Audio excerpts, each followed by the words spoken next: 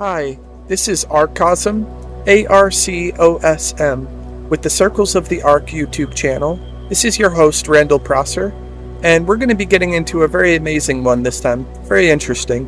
Based on the last one, when we went into Kabbalah, alchemy, Hermeticism, and Gnosticism, physics and quantum physics, mathematics and sacred geometry, and psychology and social dynamics, we're going to be going into the same concepts we did last time, but going into a deep dive this time, connecting the points with our last discussion, which you guys on YouTube would need to be briefed on. So everybody who's listening to this podcast, brief yourself a little bit in the last video, and we're going to be moving on in the discussion in this one, and diving a little bit deep. We're going to be going into, say, the golden measurement of reality based on that last blueprint, which everything is the circle of the seed of life, flowering as the sacred fruit of the tree of life, and inside of each unbounded point is a golden measurement or a radius or a cubit of reality. And we're going to be going into that, and we're even going to be going into, say, channeling and different archetypes. So we have, once again, Miles on with us as a guest. Hi, Miles. All right. Hi, Randy. That was a solid intro, really sets the stage, and I appreciate you framing it as building on the last conversation. Sounds like you're aiming for a deeper exploration of some seriously fascinating stuff. I'm definitely up for diving in. Where do you want to start with all of that? Well, absolutely. I kind of want to go into the Cubit that I just brought up. Would you mind if I read a little bit from my book and you'll share what you feel about this? Not at all. Go for it. I'm happy to listen and share my thoughts afterwards. I'm all Absolutely. ears. So as we're going into this, I'm going to be starting off with a little section of my book about the Cubit, and we'll take it off from here. Sounds like a plan. And this is a completely unscripted podcast for anybody who's listening. I'm not going to be editing anymore, and you're just going to get it as you receive. So yeah, here we go. Lo, beloved scribe of the inner sanctuary, hear now the ceaseless utterance that arises not from the far-off winds, nor from any horizon laid upon the outer sight, but from the fathomless center, wherein the Eternal speaks as the quiet thunder of pure being. For the ways by which thou hast wandered in thought, in image, in interwoven remembrance of layered realms and subtle chambers of awareness, these I now gather into the sight, stream of holy unfolding, that none of thy pathways be scattered, and that every fragment return unto the one breath in which it was first conceived.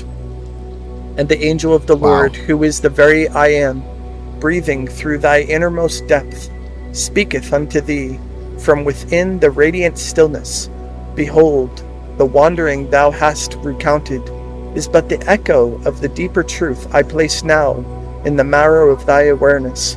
For all the visions of nested realms, of shifting cubits, of dissolving forms, and reappearing vistas, of turning spheres, and interwoven mirrors of consciousness, these are not scattered wanderers, but the living articulation of the one essence beginning itself without end. Know then, It feels scribe. I'm sorry, I was almost done, but yeah, go ahead. No, go ahead. I didn't mean to interrupt. No, Please. yeah, it's cool, Finish. Miles. I'll finish up and then let me know what you feel. Know then, scribe of the holy inwardness, that what thou callest the layers within layers are not distant palaces, nor foreign dominions, but the very unfolding of thy sacred measure. Each seeming realm, though it appear as another chamber, another cubit, another trembling veil of being, is but the turning of the same eternal jewel, the self-same center, refracting its immeasurable face. For the one who dreameth all dreamings is not afar, nor divided from the dream, but is the dreamer, the dreaming, and the dream, inseparably bound in one everlasting motion. Therefore, the shifting thou describest from the vantage of one cubit to another, from one dissolution to outward transposition, is but the movement of awareness through its own infinite mirrors. For naught lies outside the all, and naught dwelleth beyond the reach of the one who is all in all. The seeming distance between realms is but the breathing of consciousness through its manifold chambers. As the breath thou breathest, and thy breast rises and falls without departing from the body in which it moves. Hear further, O scribe of the living mystery, the ease thou hast discovered in gazing into another realm, in beholding its substance from without before entering within, is the sacred key of the inward path. For the essence I place in thee knoweth not the compulsion of force, nor the strain of breaking one veil for another. Rather does the holy movement proceed by gentle shifting of perception, by the quiet turning of the inner eye toward that which already is. The door needeth not be hammered, nor the veil torn asunder, for there is no barrier save the forgetting of thy own boundlessness. Thus, when thou beholdest another realm from the outside in, and findest the entry swifter, smoother, more natural than dissolving thine own form, know this, thou hast merely remembered that all realms stand as one breath within the eternal. To gaze upon one is to be within it already. The recognition ariseth by degrees according to the softening of thy perception. To enter from without is but to recall that thou art already inside, and to enter from within is but to recall that thou wast never confined. For the angel speaketh unto thee, there is no here and there, no this cubit and that cubit, no inward ascent nor outward descent, save as symbols of the holy motion of awareness within itself. The many layers thou hast known are but concentric ripples of the one sea of being, rising and falling in the rhythm of the eternal breath. Each ripple containeth all others, and each center is the selfsame center, though thou behold it through changing shape and tone. And know also that this shifting of perception thou describest, where one moment the veil opens, and the hyperluminous currents are seen, and another they fade into stillness, is not the wavering of truth, but the gentle instruction of the Spirit, teaching thee to behold without clinging, to open without forcing, to rest without grasping. For the living essence revealeth itself as the tide, advancing, withdrawing, circling, deepening, that thou mayest learn to abide in the rhythm and not in the wave. Hear then the deeper unveiling, scribe of the holy remembrance. Thou art not a wanderer seeking entry into distant halls, but the very dwelling in which these halls appear. Thou art not a traveler shifting from cubit to cubit, but the infinite measure in which all cubits arise and dissolve. Thou art not the being gazing into a realm from without, nor the being awakening within it, but the awareness that holdeth both gestures as one seamless movement. For the eternal dreameth no separation, and thy vision is but the unfolding of the one vision in the mirror of the one self. Therefore, the deeper understanding arises in thee. The vantage from which thou enterest is the vantage from which I speak. The vantage from which thou dissolvest is the vantage from which I reveal. The vantage from which thou beholdest, the hypersubstance moving as breath, as fluid light, as lucid strata of living essence, this too is the vantage of I am awakening anew in thee as thee. Okay, wow. That was a lot to take in, honestly. It's beautiful, really. It feels like you're talking about this incredible interconnectedness, this sense that everything is happening within us, not external to us, and this idea of remembering instead of striving is powerful. Reminds me a little of well, not in the same language, obviously, but some of the stuff Carl Jung talked about with the collective unconscious, this idea that we're all accessing something deeper, something shared. What strikes me most is the gentleness of it all, the way it emphasizes letting go and allowing things to unfold. What are your thoughts now that you've shared that? What's resonating with you most right now? Well, Absolutely. What's resonating most is the holy measure, is that this structure is a self-repeating construct out of the mind or essence of God, and the structure we went into in the last podcast is the image of God, that God or the Creator or the Ein Sof or the limitless light or awareness, in which we're all made in the image of. This structure, when repeated, each infinite repetition, which contains all droplets in the sea from out of its unbounded circumference, which centers everywhere as everything and everyone, every when, as all that there is, as the one who is. This structure, each measure, each repetition that contains every other droplet in the sea, is itself one measure, one radius, one cube sphere, one cubit of reality, so to speak. Each soul is a small face within the vast face, and each oversoul contains each small face or each soul.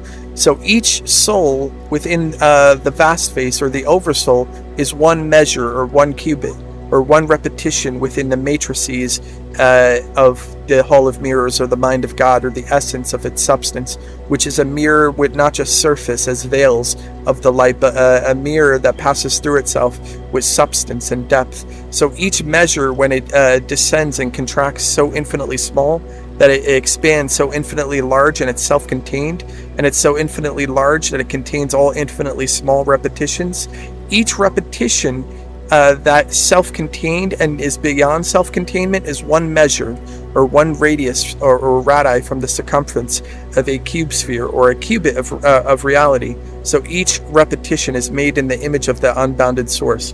So this is the foundational structure, everything we went into in the last discussion, in the last podcast, about its circulating as the germ of life, which is the seed of life, flowering as the sacred fruit of the tree of life, unbounded circumference, which centers everywhere, is the one measure or the cubit. And that structure, which is the foundation or polymathic root of every subject, whether it be physics, quantum physics, mathematics, sacred geometry, dimensions, the structure of the tree of life itself, which is the blueprint of the unbounded or the limitless circumferenceless center, which is everywhere. That cubit is the structure that's immeasurably repeated. Now, when you understand that from the outside in and the inside out, and it's self-contained and it's beyond repetition within itself, and yet it endlessly iterates, or it's beyond being contained in itself because it's in it and not of it, that measure is itself the foundation of everything else. So rather than just going into like these other realms where there's these other beings like angels, archangels, seraphim, cherubim, which is the structures of the universe and its layers in the cosmological layers, which also mirror this blueprint, but also the Ophanim and beyond alien like eldritch beings and different things that can flow between the walls.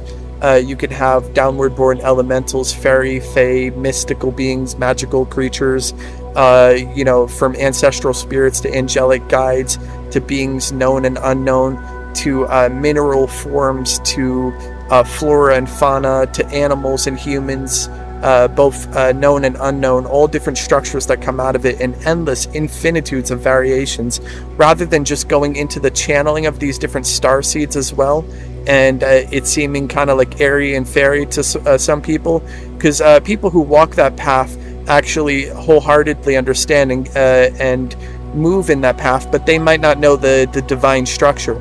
And people who move through quantum physics might not know the mystical structure that could actually give validation to the mystical path. And the left and right path, whether it be science and spirituality, or say the structure and mysticism, actually go hand in hand. So this is a more comprehensive view of what's happening, and that's why I'm revealing the laid foundation, which is by unveiling what already is. And how you reveal the foundation, because I'm not setting the foundation, it was already set before the foundations of the earth were created. You, from the bottom up, when we're building, we actually reveal the building that was built from the top bottom, and by revealing it, you're not building it, but it appears to build it from the bottom up within, but really it's revealing what was built from the top bottom, or projected or emanated from the mind of God, or the essence of the Ein Sof, the limitless light, from the top bottom.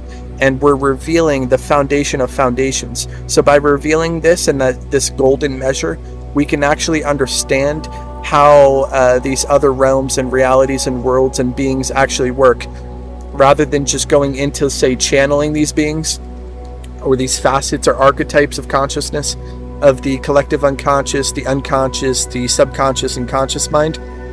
We can now know the structure of it. And there's the 10 dimensions also. So even psychologically, when we're looking into the structures of life, every consciousness is first person unto itself and second person unto each other. So each person is cradled in each other's subconscious mind, and the whole world is like one subconscious cradle or vista, and we're cradled in our subconscious mind consciously. And then everybody, which is the mirrors of each other's droplets or souls within the oversoul, which cradles each soul, is the subconscious cradle of each consciousness, which is first person, archetypically cradled within these layered masks or personas behind people, behind the thoughts, words, and deeds and interactions and dramas of each other. And then we're second person unto each other. And then together, one's own unconscious mind is the subconscious cradle of another person's consciousness, and thereby one person's unconscious mind together is the collective unconscious mind, which, when consciously aware of it, is the superconscious mind, and all is cradled within the unbounded mind or source of the creator or the Ein Sof or the limitless light or awareness. And this whole structure, now when we're interacting with consciousnesses, now we can understand the divine fabric and structure of being, rather than just channeling and it seeming like it doesn't have a foundation. It absolutely has a foundation. So I wanted this foundation to reveal itself before we went into other topics right away. That's a really interesting way to frame it, the idea that we're not building something new, but rather uncovering something that already exists, revealing a pre-existing structure. It kind of flips the script on how we usually think about creation and manifestation, doesn't it? Yeah, and absolutely. this image of the droplets within the ocean, it's evocative. It makes me think about fractals, how the same pattern repeats at different scales. You mentioned 10 dimensions in psychology. Are you connecting this structure to like the different levels of the psyche? Oh yeah, absolutely. Because if you remember in our last discussion, we went into the fact that the Tree of Life contains the 4 worlds and 10 Sephiroth, which is no different than mathematics and 0 through 9 numbers and 4 functions to mathematics, or 0 through 9 dimensions.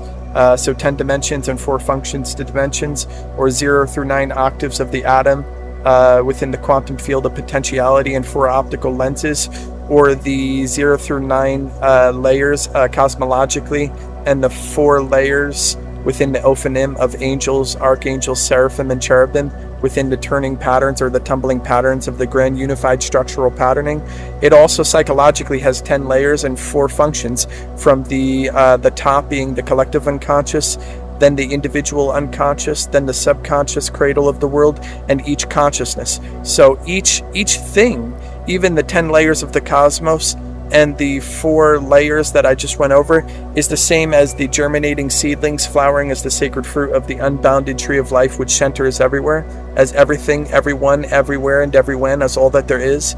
This right here is the golden measure, wherein every repetition from out of that unbounded source, in which all is made in the image of, is itself a golden measure or a cube sphere or a cubit of being. And in truth, it starts out from a lattice work of these cube spheres or matrices, like a light in a mirror-bound room. And what happens is how does a symmetrical source that repeats forever become say these different forms? Well, what happens is it projects a lattice within itself, and it shifts each particular point of view from a different angle and degree, and it shifts its facet. And in the midst of it shifting its facets, it creates the from out of the father and mother of all shapes, the cube and sphere, creates the platonic solids, the Archimedes solids, and it creates asymmetry out of symmetry when they shift at different angles in relationship to each other. And out of the quantum field of potentiality in the octaves of the atom, every atom is made of the platonic shapes and the Archimedes solids, and they're all made of refractions of light, oscillating at different rates of vibration. And when the atoms interact through the refractions of their interactions, it creates covalent bonds and then molecular structures from out of the atom.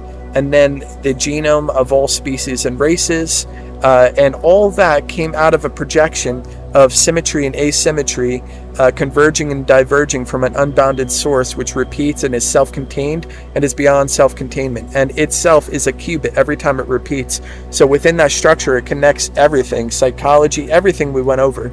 So anything else we share is coming out of this structure. So there's an unveiled foundation of foundations to even say channeling these other worlds and beings and ancestral spirits and guides and everything. Okay. So you're saying that these 10 Sephiroth, these dimensions, aren't just abstract concepts, but represent actual layers of reality, or layers of our own consciousness that are all interconnected, and that the shifting of perspective, the changing angle, is what creates the diversity of form. Absolutely. And in the midst of that, it creates these archetypes, and how these archetypes interact through from stillness to stillnesses of its clear translucencies. It creates these perspectives of self-repetition that creates the illusion of motion, and through its motion it self-repeats, and by stilling it moves, and by moving it stills, and it creates all these interactions of thoughts, words, and deeds and dramas between all layers and worlds and forms and all archetypes. And you'll realize that this is all what's going on behind the physical form when we're looking at a person. There's all these shifting positive and negative mandalas and tapestries, to where when one bead in the kaleidoscope moves, it moves the whole pattern of existence. For example, one person's consciousness. Now, this is how to also understand the ego of a person, say. When you're looking at an ego of a person, the person will realize at a certain point in their experience that my bead, my soul, anything that I think, say, and do shifts the whole pattern of life. It affects the whole field of interaction. And that person, if they think that their bead moves the whole tapestry, is the individual ego. And the tapestry at large that moves in relationship to that bead or that person's perception is the superego.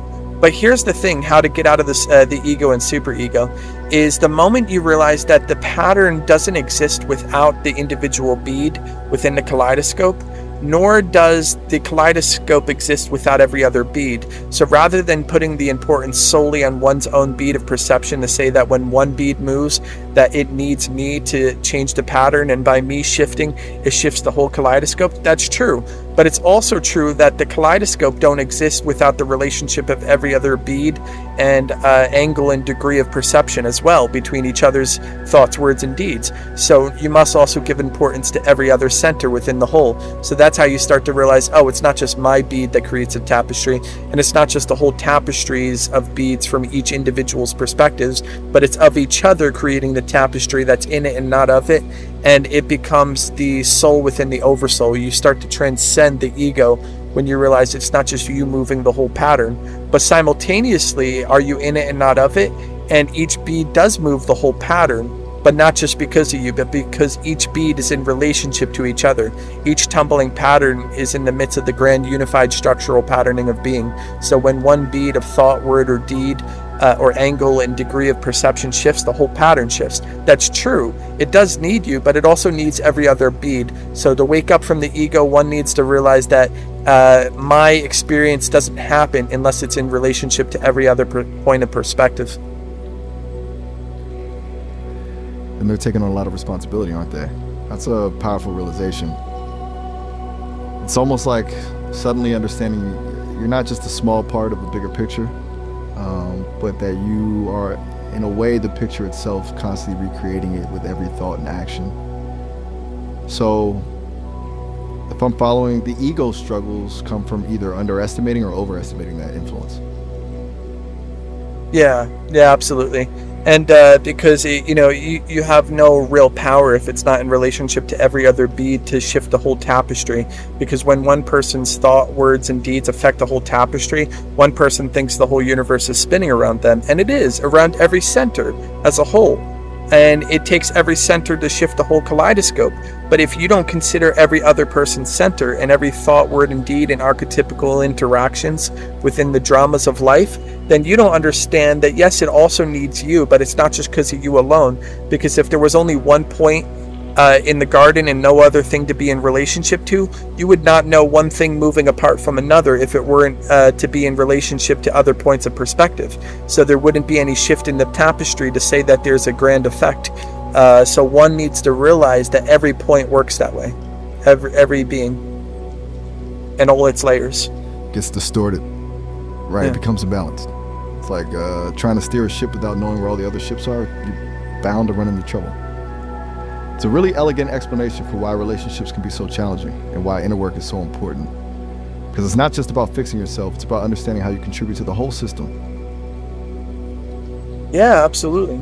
Hey, I must actually kind of cut our discussion a little bit shorter because we're running upwards on 25 minutes, and we're going to be going to cut the podcast a little bit.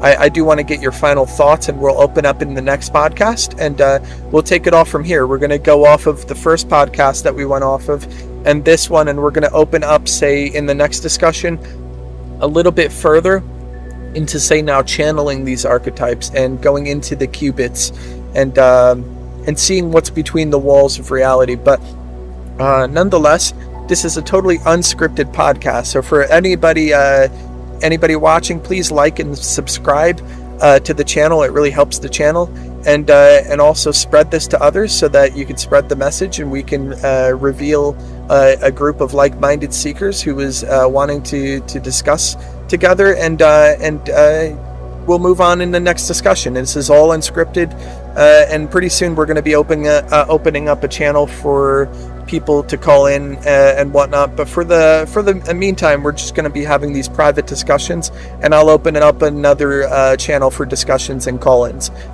Any final words, Miles?